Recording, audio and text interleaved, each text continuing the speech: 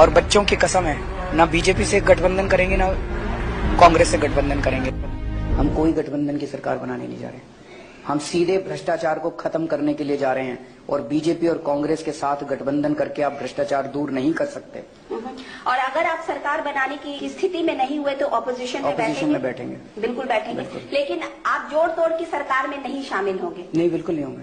ये क्लियर है? ये क्लियर है, ये क्लियर है। अगर हो जाए ना तो ये टीवी वाला प्रोग्राम दिखा। तो आज मैं राहुल गांधी जी को एक प्रस्ताव देना चाहता हूं कि हरियाणा में अगर जेजेपी, आम आदमी पार्टी और कांग्रेस तीनों साथ आके चुनाव लड़ते हैं तो हरियाणा की 10 की 10 सीटों को भाजपा को हराया जा सकता है, 10 की 10 सीटों पे।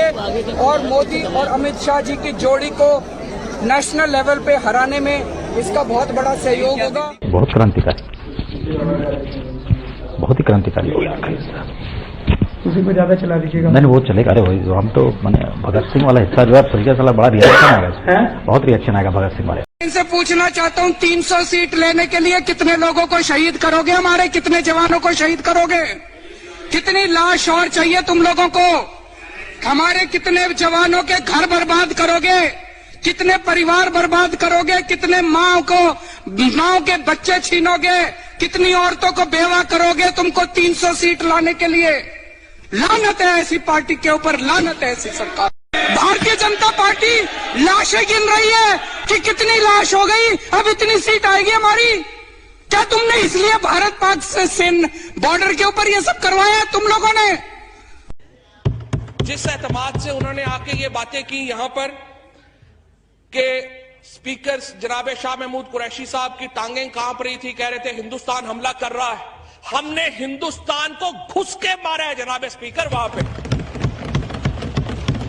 और पुलवामा में जो कामयाबी है, पुलवामा में जो हमारी कामयाबी है, वो इमरान खान की क़यादत में इस कौम की कामयाबी है। उसके हिस्सेदार आप भी सब हैं, उसके हिस्सेदार हम भी सब हैं। और जिस तरीके से आप आके ये बातें करें और आप कहे, ये वो फख्र है। 15 लाख कैमरे क्या लगाने का वायदा आपने पहले किया था? कभी नहीं। हमने कहा था दिल्ली में जितने कैमरों की जरूरत होगी लगाएंगे और लगाने शुरू कर दिए। आपके यहाँ लग रहे हैं कैमरे? तो ये 15 लाख का आंकड़ा आया कहां से उनके दिमाग में? वो अमित शाह जी के दिमाग की उपज है। वो झूठ की फैक्ट्री है जो बीजेपी वालों के पास है। पूरे दिल्ली के अंदर आम आदमी पार्टी 10 से 15 लाख सीसीटीवी कैमरा लगाएंगे। बहुत सारे लोगों ने एक वो वीडियो भेजा केजरीवाल जी का जिसमें आप प्रधानमंत्री नरेंद्र मोदी को देशद्रोही बता रहे हैं। मैंने कभी देशद्रोही नहीं कहा। इसका तो वीडियो है, दिखाइए। कुछ लोग कहते हैं मोदी देशभक्त है। आज आपकी जिम्मेदारी है जाके कहना कि मोदी जैसे बड़ा देशद्रोही कोई नहीं है दोस्तों।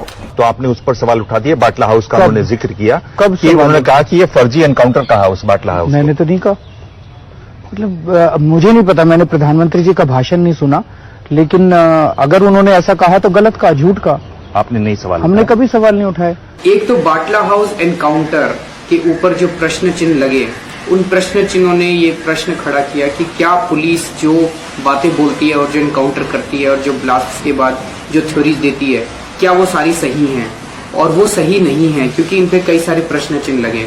और अगर वो सही नहीं है तो एक पूरी की पूरी कौम को इस तरह से वो करना ठीक नहीं है। कहते हैं भाई बाहर के लोग आते हैं और इतने लाखों का इलाज जो है मुफ्त में यहाँ से करा के चले जाते हैं। हमने तो कभी नहीं कहा।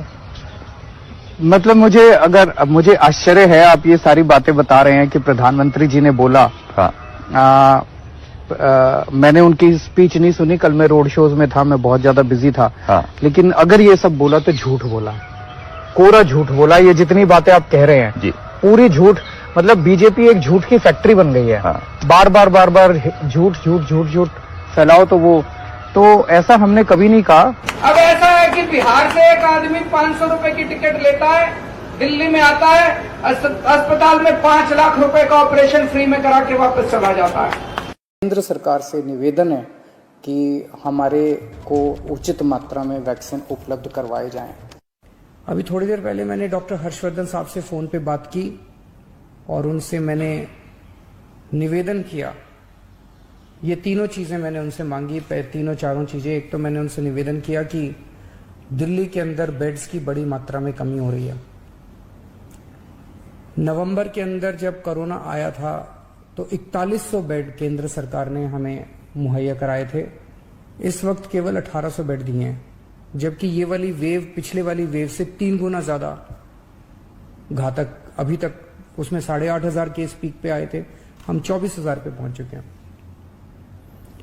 तो उनसे मैंने निवेदन किया, दिल्ली केंद्र सरकार के लगभग 10,000 बेड्स हैं दिल्ली में, इसमें से कम 50% बेड्स कोरोना के लिए रिजर्व किए जाएं। उनको मैंने बताया कि किस तरह से दिल्ली के अंदर ऑक्सीजन की कमी हो रही है, अगर ऑक्सीजन की तुरंत सप्लाई दिल्ली में की जाए, और प्राइवेट हॉस्पिटल्स में आज मुझे बताया गया है कि ज्यादा कमी हो रही है, तो अगर ऑक्सीजन की सप्लाई तुरंत करवा दी जाए, रेमडेसिविर और टोसिलिजुमैब की काफी किल्लत हो रही है, अगर वो मुहैया कराई जा सके।